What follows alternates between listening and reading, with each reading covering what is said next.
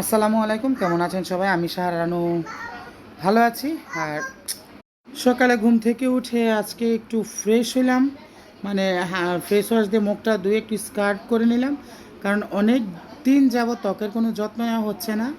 মানে কী যে একটা অবস্থা হয়েছে আমার স্কিনের, সেটা আমি বলে বোঝাতে পারবো না। তো এখন মুখটা স্কার্ফ করে নিয়ে একটু পাতলা পাতলা লাগতেছে। এখন এই সানস্ক্রিনটা দিয়ে বুঝি না কীভাবে ধরতে হবে, মুখটাকে রৌদ্রের আগুনের তাপ থেকে রক্ষা করে পরে যাব রান্না করতে। মানুষের একটা স্নো বলে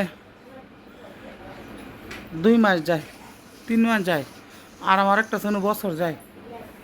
আসলে যত্ন নাই তো স্কিনের, এই হলো প্রবলেম। তো যাই হোক,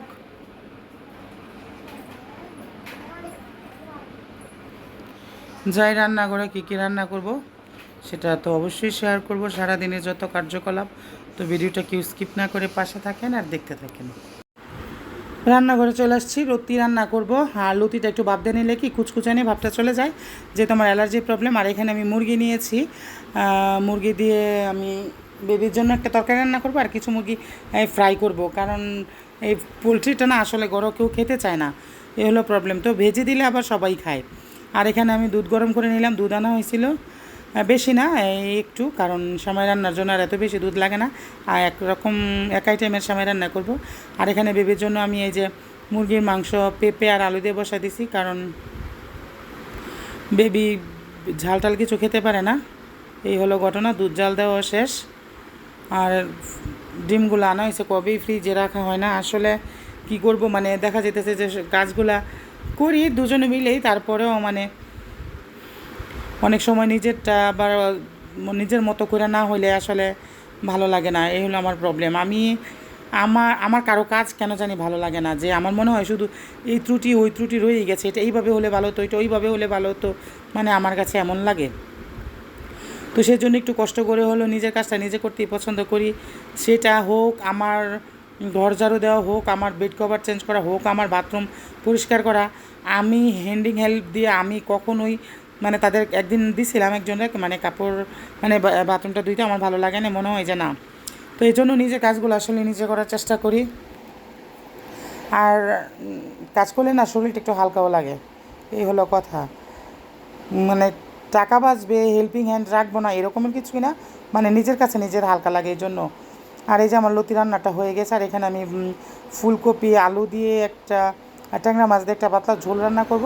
মাছ ভাজার জন্য তেল দিয়ে দিলাম। আসলে মনে করি প্রতিদিন যে আজকে একটা কম তরকারি রান্না করব, বা আজকে একটু কম রান্না করব, কেন যে হয়ে ওঠে না আর কেন যে পারি না, তা একমাত্র উপরওয়ালা জানে। তো এইখানে যে মাছগুলো ভাইজা নিচ্ছি, আর রান্নার ভিডিওটা করা হয় নাই। পরে দুপুরে ঝামেলা ছিল, অনেক তাড়াহুড়া করে খেয়ে আর কি, পরেও রান্না শেষ করে বেড কভার চেঞ্জ করছিলাম। চেঞ্জ করার পরে এগুলো আবার নতুন করে করতে হয়েছে, কারণ আমি বেড কভার 1 সপ্তাহ পরে পরে চেঞ্জ করি, নয়তো আমার কাছে কেমন জানি মনে হয় যে বিছানার মধ্যে শুধু বালি আর বালি, মানে আমার ভালো লাগে না। পরে বেড কভারটাও চেঞ্জ করলাম, কী আর করব,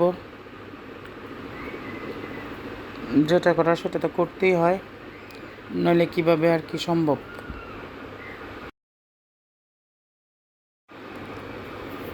পরে এখানে ভাত খেতে বসে গেলাম। আসলে তাড়াহুড়া ছিল একটা, এটা ছিল চিংড়ি মাছের ভর্তা, সেই স্বাদ, লতি, মুরগির মাংস, দেশি মুরগির মাংসের ঝোল, ফুলকপি দিয়ে ট্যাংরা মাছের ঝোল, এই যে ভর্তা দিয়ে ভাত মাখতাছি আর খাইতাছি, যা মজা হয়েছে। মাত্র কিন্তু ভাত খেয়ে আসছে, কিন্তু ভর্তা দেখে আবার মন চাইতেছে খাও। এই হইল বাঙালি বেরি মানুষ, ভর্তা বাড়তি দেখলে আর মাথা মথা ঠিক থাকে না।